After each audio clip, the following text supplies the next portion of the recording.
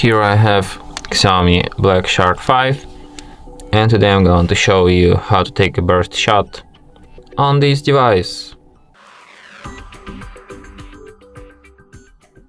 So firstly you have to open camera, then tap on three stripes here, go to its settings, and then press and hold shutter button, set it to burst shot, and now let's try to take a burst shot just by holding shutter button.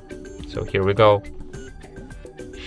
So right now I took like a lot of shots, 35. That's pretty decent amount, I should acknowledge. And here you can review all this shot and pick the one that fits you best. So yeah, just like this. And that's it. Thanks for watching. If you find this tutorial useful, don't forget to hit that like button and subscribe to our channel.